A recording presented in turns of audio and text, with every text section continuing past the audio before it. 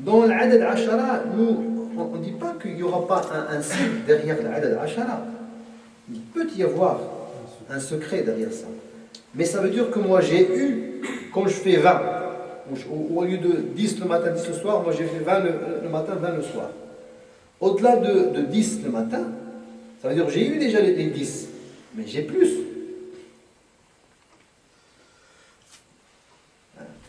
Donc, le fait de faire salat ala nabi sallallahu alayhi wa sallam, ce qu'il faut comprendre, fait la haqiqa de ça, parce que quand on dit qu'il y a un secret, qu'il n'y a que Dieu qui le sait, il y a des choses, nous on les rend trop compliquées alors que ce n'est pas le cas. Les 10, c'est le prophète sallallahu alayhi wa sallam, il nous dit 10, d'abord c'est une pédagogie, c'est une méthodologie. Quand on veut faire dhikr, le bon dhikr, c'est quand tu prends un chiffre. Parce que si tu dis, moi, je vais faire dhikr, Inch'Allah, tous les jours, si tu limites pas, tu ne fais pas ton dhikr comme il faut. Mais quand tu limites, ça veut dire que tu ne seras jamais en dessous de ce que tu as limité. Donc la limitation, déjà, c'est ça le but de la limitation. Et 10, c'est al-kasra, ça veut dire qu'il faut faire beaucoup. Hein? C'est le minimum. Ça veut dire qu'on peut faire plus. Si on a le temps et on peut faire plus, on peut faire plus. Ça ne veut pas dire que si je limite celui qui fait plus, c'est pas valable pour lui. كل حال هذا الكلام فيه يطول. فسر الشيخ القرضاوي كيفية فهم السنة النبوية لضرورة جمع الأحاديث الواردة في الموضوع الواحد كقضية اللباس. هل أن تفسروا أكثر جزاكم الله خير. ماذا تقولون في قضية قراءة القرآن جماعة تكلمنا فيه. Bien sûr, je vous ai dit que dans chaque sujet, pour comprendre la sunna du prophète sallallahu alayhi wa sallam, il faut rassembler tous les hadiths du prophète dans le même sujet. Parce que, comme je vous ai dit, il y a des gens qui croient que le prophète sallallahu alayhi wa sallam, il était assis dans un parlement, dans un endroit, et il dit il prononce les sentences ou l'ahkam ou kadar. Le prophète sallallahu alayhi wa sallam, il vivait normalement.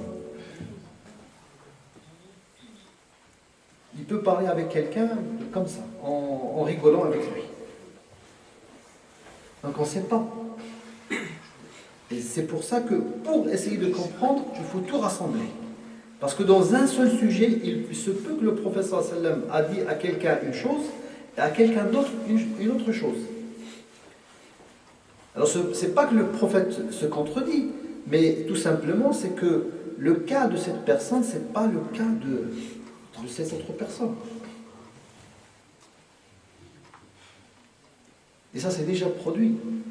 Ces sahaba, des fois, ils ont rapporté des choses contradictoires à le prophète sallallahu alayhi wa sallam.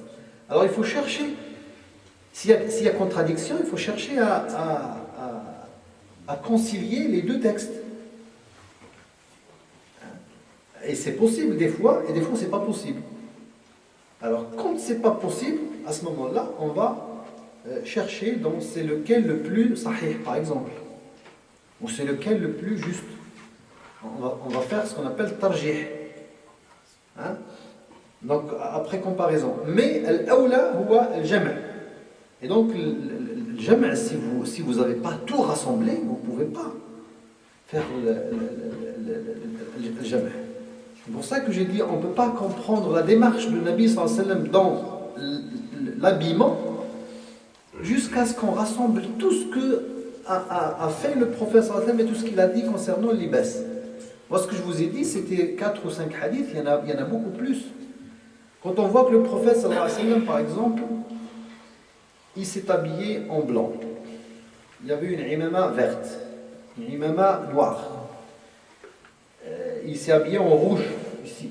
Il s'est habillé en beaucoup de couleurs, avec les couleurs qui sont comme ça. Hein. Il a pris une bourda du Yémen, une bourda qui vient de je ne sais pas où, une bourda de... tout ça. Alors que le prophète sallallahu alayhi wa sallam, c'était un Mekwa. Ça nous donne quelque chose. C'est que le prophète sallallahu alayhi wa sallam ne voulait pas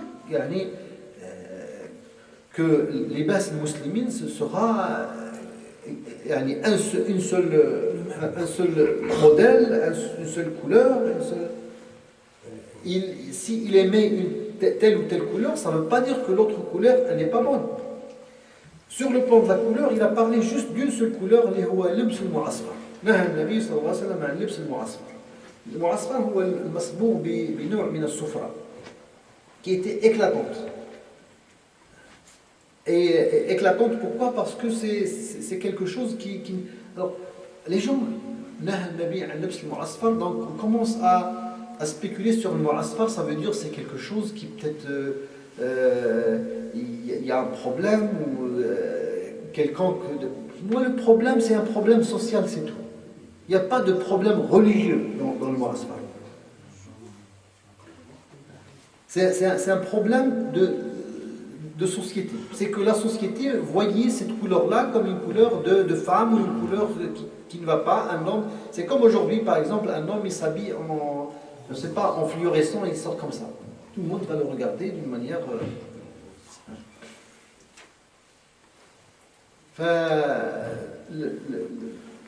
ce que a dit Cheikh al-Qaradawi fait le fait de rassembler, et d'ailleurs ça c'est une bonne méthode même dans le Coran.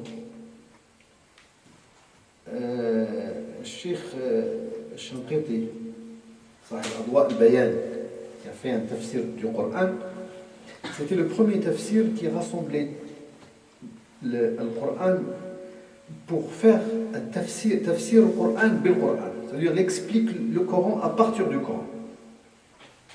C'est-à-dire, il rassemble les versets qui traitent le même sujet, il essaye de trouver entre ces versets une explication. Et c'est aussi vrai dans la jurisprudence, dans le fiqh. Quand on trouve des textes de savants, de fuqaha, pour voir clair, il faut rassembler tout ce que ce faqih, tout ce que ce juriste a dit sur ce sujet. Pour pouvoir voir clair. Et je pense que c'est une méthode qui est scientifiquement, elle est juste. Alors on a حلق اللحية هذا عن الشيعة أليس مشكل غياب الإمامة أي المرجعية الواحدة هو أحد أسباب التفرقة؟ طبعا c'est clair. L'imam, quand il n'y a pas dans l'islam, il n'y a pas d'autorité religieuse, hein, bonne autorité qui s'instaure et qui se base sur la religion, c'est parce que pour trancher dans l'irtilaf, il n'y a pas mieux que le pouvoir, que l'autorité. C'est l'autorité qui tranche. وربما كثرة المرجعيات يؤدي إلى دس المرجعيات الخاطئة من قبل الأعداء ومن ثم تفكيك الأمة وبارك الله فيكم. على كل حال mais ça ne veut pas dire que moi je sens من هذا أنه يعني هذا السائل يقصد حزب التحرير أو أن حزب التحرير ils ont une thèse qui est il faut rien faire avant que l'imama s'instaure. Ils ont raison de dire qu'il faut l'imama, ça c'est clair. Ils ont raison. Mais le fait de dire qu'il ne faut rien faire, il faut attendre que l'imama soit établi, ça c'est faux. On peut faire beaucoup de choses sans l'imam. Le Nabi sallallahu alayhi wa sallam, avant d'instaurer quoi que ce soit, il était musulman, il était pratiquant, il pratiquait la religion tant qu'il le pouvait, comme il le pouvait, hein, à la Mecque, alors qu'il n'y avait pas encore de pouvoir islamique. Et les Sahaba qui sont partis qui ont fait l'émigration à Al-Habasha, à l'Abyssinie, ils ont vécu, hein, leur religion comme ils pouvaient. Ils n'attendaient pas d'instaurer l'imama là où ils étaient. Donc sans l'imama, il y a beaucoup de choses qu'on peut faire.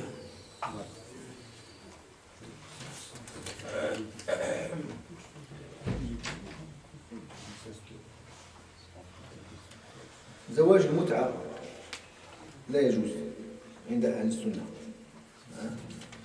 الشيعة يجيزونه، لكن أهل السنة جميعا باتفاق أهل السنة أن نكاح المتعة لا يجوز وأنه مما حرم إلى الأبد. Fêter un anniversaire en famille, est-ce une bid'a? L'anniversaire des enfants, l'anniversaire de... Moi, moi, je le fais pas. Mais je ne crois pas que c'est une bid'a non plus. Mais c'est quelque chose que celui qui le fait, ce qui peut être interdit, celui qui le fait pour ressembler aux autres. Que pour ça. Ça, c'est la yajouz. Mais pour lui dire que c'est une bid'a, c'est quelque chose que le prophète n'a pas fait, certainement. ليست من ثقافة لم تكن من ثقافة المسلمين. C'est pas une culture islamique. Mais dire que c'est une bid'a, يتعلمها الناس وكذا, le fait de dire que c'est une bid'a, je ne suis pas trop convaincu de dire que c'est une bid'a. Mais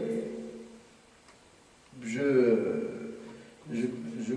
conseille pas de le faire. إذا كان واحد من ثقافتهم, il y a des gens qui ont cette culture-là. C'est des musulmans, mais ils ont des cultures anciennes. Et que ça pose un problème le fait de l'arrêter, ou je ne sais pas, on ne peut pas leur dire que ce que vous êtes en train de faire est bid'a. Allahu a'lam. Barakallahu fikum. قد انتهت الأسئلة وجزاكم الله خير. فإن كنت أصبت فيما جاءت فيه فمن الله، وإن أخطأت فمن نفسي ومن الشيطان، والله ورسوله منه بريئان. وسامحونا على الإطالة الساعة الواحدة إلا 25 دقيقة. جزاكم الله خير. Il y a encore Barakat. Ceux qui ont la pêche. Il faut trouver tes mains. سبحانك اللهم وبحمدك أشهد أن لا إله إلا أنت أستغفرك وأتوب إليك.